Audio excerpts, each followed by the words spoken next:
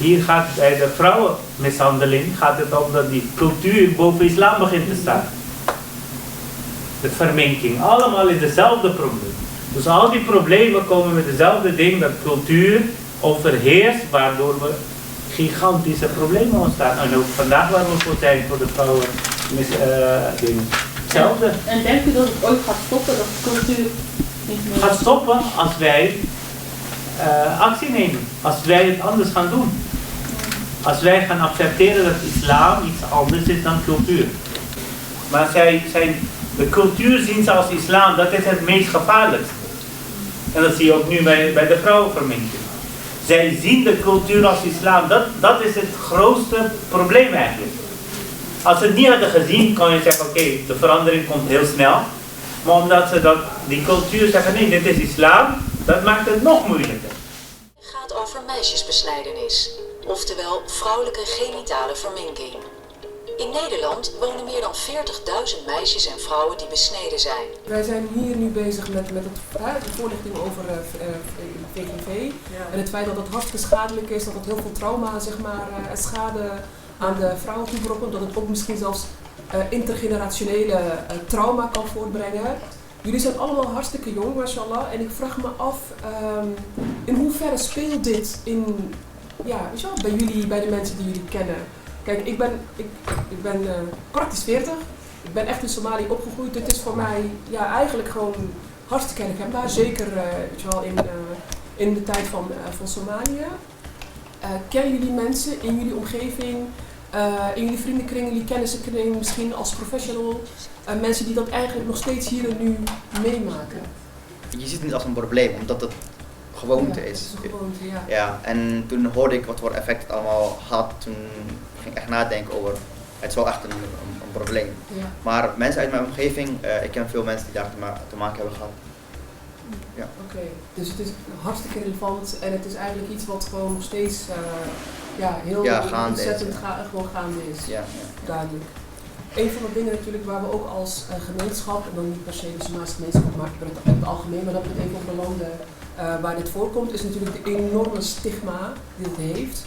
Überhaupt het bespreekbaar maken. Het kunnen zeggen van, dit is mij ook overkomen. Nou, ik weet in de Somalische gemeenschap, het is algemeen bekend, dat eigenlijk bijna iedereen, ik hoop maar in ieder geval dat een heel groot gedeelte van de mensen besneden zijn. Maar het moet heel raar lopen, wil iemand dat ooit in een publieke setting vertellen. Ik weet nog dat een aantal jaren geleden kwam een film uit van een Somalische, het is een voorvechter zeg maar van FGM, Waris Diri heet ze. Ja. En ze heeft haar verhaal is een biopic.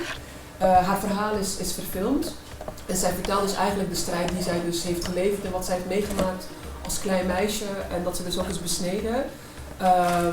En ik ben daar met een hele bubs vriendinnen naartoe gegaan. Wij weten dat van elkaar. Maar het is absoluut zeg maar de openheid die zij bijvoorbeeld geeft. Ja, dat zul je niet zo snel vinden. Dus het lastige daaraan is dus ook van, je moet het probleem kunnen benoemen voordat je er echt... en gelukkig hebben we Sarah die echt wat dat betreft echt de pionier is, in ieder geval in Nederland, die dat heel erg op de kaart heeft gezet. Maar hoe kunnen we ervoor zorgen dat we dit uit de taboesfeer halen? Zodat vrouwen kunnen zeggen, dit is mij overkomen. Het is niet mijn schuld, dit is mij ook aangedaan. En ik wil stappen zetten om ervoor te zorgen dat dit bijvoorbeeld mijn kinderen niet overkomt. Of mijn geliefde niet overkomt. Het begint bij het bespreekbaar maken, dus bij voorlichting geven aan de ouders. Want omdat het normaal is volgens hen, zeg maar, gaat het ook bij hun kinderen gebeuren. Ja. En geloof me, het is niet normale topic waarover mensen spreken. Ik en Yusra, we hadden training gevolgd bij Sahara rond december. En daarna moesten wij opdrachten gaan voeren om bijvoorbeeld bij mensen in gesprek te gaan hierover. En wat je merkt is soms dat mensen, mensen die tegen je zeggen van, kijk, bij mij is het zo van dat tegen mij gezegd wordt, daar hoort een man zich niet mee bezig te houden. Dat is een heel raar onderwerp om daarover te praten. Ja, als de vrouw niet wordt besneden, dat ze daarmee eigenlijk een soort van achterstand heeft in het leven. Hè. Het wordt moeilijk voor haar om te trouwen, ze wordt met de nek aangekeken. Je hebt dan een soort van omgekeerde stempel. Yeah. Zo van, eeuw, jij bent degene die niet besneden is. Wacht, je bent eigenlijk net zo lang, zelfs onder kinderen zeg maar, Ja, waardoor zelfs diegene zegt, nou, dan wil ik het ook. Hè. Ik vind het een belangrijk onderwerp. Dus ik ben erg blij met dat in ieder geval jongeren, zoals jullie hier vandaag zitten. Ik las dat het de eerste training is, klopt dat? Hier van Stichting Sonica. En dank wil ik alvast zeggen aan mevrouw Sarah dat u dit echt doet, landelijk volgens mij. Want u komt ook vanuit Alphen aan de Rijn. Ik ben als wethouder verantwoordelijk voor de nazorg van genitale verminking in Den Haag en voor heel Haaglanden. En ik heb ook al gepraat met de volwassene sleutelfiguren. We hebben er 15. In Den Haag doen we best veel. We hebben ook een spreekuur bij het Haga ziekenhuis. We hebben een speciale poli voor nazorg. En eigenlijk gebeurt dat al sinds jaren.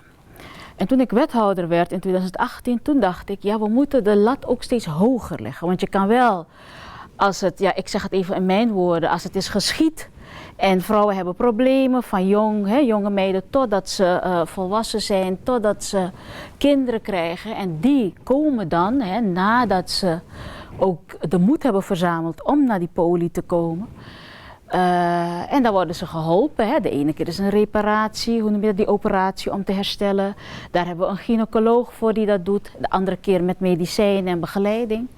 Maar toen dachten we, ja, we moeten toch iets meer aan de voorkant zitten. Nou, ook in Den Haag gebeurt het zoals u dat net heeft gepresenteerd. Ouders worden van tevoren, op het moment dat er een kindje geboren wordt en het blijkt een meisje te zijn, dat het gesprek al op gang komt met de jeugdarts via scholen. Nou, Veilig Thuis heeft daar ook een rol in het kader van informatie en preventie.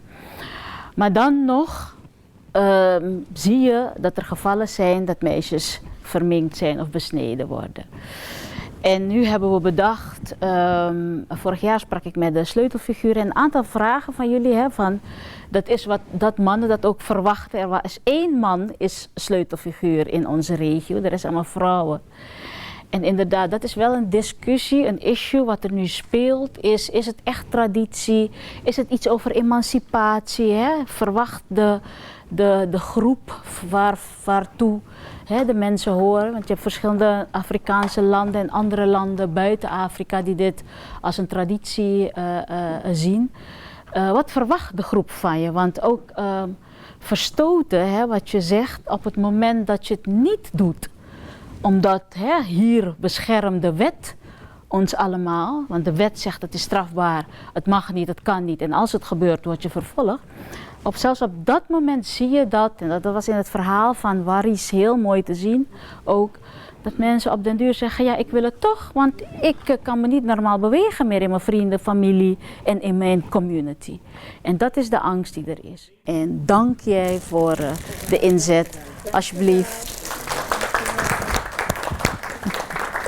Onze communicatiedeskundige en imam.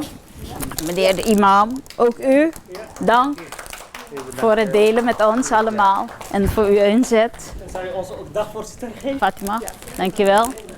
Heel mooi. Namens ons. Oh, dankjewel. Dankjewel. Ik vind het heel geweldig dat we nu jongeren in Den Haag hebben die zich gaan inzetten om informatie, preventie, maar ook de aanpak van de genitale verminking verder te brengen. We willen dat meisjesbesnijdenis stopt. We hebben een wet. De wet zegt ook het is strafbaar. En het allerbelangrijkste vind ik als vrouw dat meisjes daarmee beschadigd worden, zowel lichamelijk als mentaal. En we hebben in Den Haag al heel lang een traditie van aanpak genitale verminking. We hebben ook sleutelfiguren, volwassenen. We hebben een spreekuur bij het Haga ziekenhuis. Dus op die manier hebben we veel methodes en manieren gevonden om mensen te helpen die slachtoffer zijn geworden van genitale verminking. Maar wat heel mooi is dat uit de groepen nu ook jongeren zich als ambassadeur willen maken. Nou, vandaag was dus de eerste training van mevrouw Zara van EFSAN. Stichting Sonica maakt dit mogelijk, zodat jongeren erover gaan praten, zodat jongeren ook gaan zeggen nee, dit kan niet, dit moet stoppen. En dat is wel nieuw voor Den Haag. De reactie was verdeeld. Je zag dat een aantal deelnemers, meisjes, die zeiden van ja, Maar het gebeurt nog steeds en het moet van de man. En je zag ook dat de jongens, en dat ben ik ook blij met, dat jonge jongensambassadeurs zijn, die zeiden ook van ja, het was eigenlijk altijd heel vanzelfsprekend dat het voorkomt en dat het plaatsvindt. En we spraken er niet over als man. En dat is belangrijk. Hoe eerder in het leven jongens zich bewust zijn van dat dit schadelijk is, dat dit niet hoeft, niet kan en niet mag in Nederland, hoe beter. Want die jongens zijn straks ook de toekomstige vaders. En dat is wel belangrijk. En daarover is er heel veel goede discussie geweest net. Daar ben ik blij om. Maar het moet niet blijven bij deze ene keer. Dus we willen met de jongerenambassadeurs vaker in gesprek, vaker hierover trainingen en op de goede manier met elkaar in gesprek van waarom gebeurt dit, hoe kunnen we dit stoppen en hoe kunnen we dit als een olievlek gaan verspreiden tussen alle andere mensen, jonge kinderen, jongens en meisjes die afkomstig zijn van landen waar genitale verminking als normaal wordt gezien, zodat dat hier moet stoppen in Den Haag, in Nederland. Dingen die taboe zijn, dat ze bespreekbaar moeten worden. Dus dat is een belangrijk onderwerp en waarom ik ook hier ben. Om de taboe onderwerpen ook bespreekbaar te maken, zodat er ook duidelijkheid komt waar het probleem ligt en waar het verschil zit tussen cultuur en religie.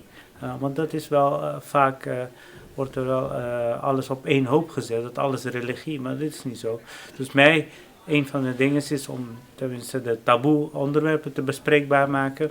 Het verschil tussen cultuur en religie een heel belangrijk onderdeel is. En hoe we beter moeten communiceren. Vandaag heb ik het veel over communicatie gehad. Dat ook een heel belangrijk onderdeel is. De jongeren van vandaag zijn morgen de toekomst. Morgen en overmorgen zijn ze de vaders. Dus ik denk dat het een goed begin is. Dat we ook de jongeren heel veel bij betrekken. En dat we een lange adem zullen moeten hebben.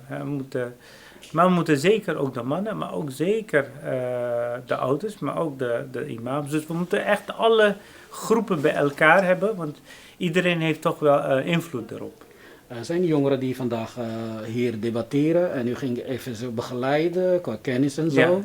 Ja. Wat kunt u hier meenemen vandaag? Wat heeft u gezien en denkt u dat het positief aan deze debat is vandaag? Los van het feit dat het gewoon een taboe gesprek is. Ik zie dat de jongeren nu bereid zijn om dit te bespreken. En dat er ook jongens waren. En dat ze ook hun mening en dat ze ook zien dat het verkeerd is. Dus dat is al heel wat. En door de kennis te delen en dat zij dat niet alleen bespreekbaar maken, maar dat ze ook een mening hebben. En zowel als de meisjes als jongens. En dat ze ook iets aan willen doen en dat ze daarvoor willen als ambassadeurs willen optreden. Dus ze willen ook actie nemen. Dus ik denk dat dat een heel mooi gebaar is en een heel goed begin. Mijn bijdrage was dat ik de kennis wat ik vorig jaar had opgedaan hier kon vertellen. En wat wij in de tussentijd hebben gedaan. En we hebben mensen geïnterviewd, ik heb gesprekken gehad met imams. En hun visie, hun kijk naar deze taboe onderwerp kon ik hier met mensen gaan delen. En dat was zeer leuk en leerzaam om het hier te doen.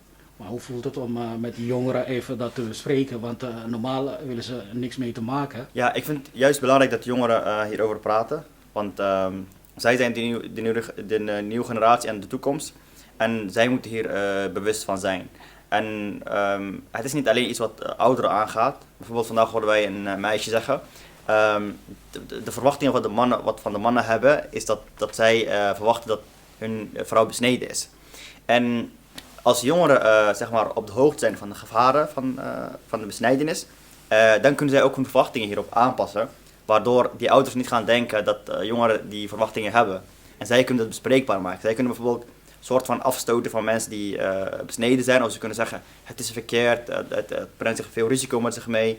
En ja, jongeren moeten beter zijn dan de oude generatie. En dat is ook vandaag gebeurd. Er komen veel jongeren bijheen. En we gaan dit ook voortzetten. Dus ik was blij om deel te nemen. Je bent een sleutelfiguur uiteindelijk. Is het makkelijk om aan je doelgroep uit te leggen dat dit verkeerd is? Het is niet makkelijk, want ik heb ook mensen gehad die zeggen van, je bent als een man, je hoort je niet hierbij bezig te houden. En dan denk je van, ja, maar het is wel een probleem, je weet toch? Het is heel raar dat jij hierover praat, vooral als een man zijnde. Maar op een gegeven moment, ik krijg gesprekken met mensen. Maar in het begin is het heel weird en mensen gaan heel oppervlakkig antwoorden geven. Maar hoe vaker je dit doet, en dan merk je wel dat ze wel een soort van... Je krijgt een mening naar voren. En dat vind ik belangrijk om te doen. Wat zou je uiteindelijk de jongere generatie adviseren? Ja, we moeten beter zijn dan de oude generatie. Er zijn heel veel dingen die oude generatie heeft. We moeten beter weten. We leven in een andere wereld dan 100 jaar geleden. Jongeren hebben andere behoeften, andere kijk naar de wereld dan oudere mensen. Dus als jongeren niet bij betrokken zijn, dan is het eigenlijk volg alleen maar wat je ouders en zo vinden. Dus dat is heel belangrijk dat jongeren ook betrokken zijn in deze verandering. En dat zij ook zelf actief bezig zijn hierin. Ik vond het programma heel leerzaam en leuk. Ik heb weer heel veel verschillende meningen gehoord. En elke dag is het weer, elke training is eigenlijk weer anders. Je ontmoet nieuwe mensen met nieuwe verhalen. En ik vond het wel heel leerzaam. Ik denk eigenlijk dat voorlichting geven en met de mensen in gesprek gaan die er tegen zijn, wel iets goed zou doen.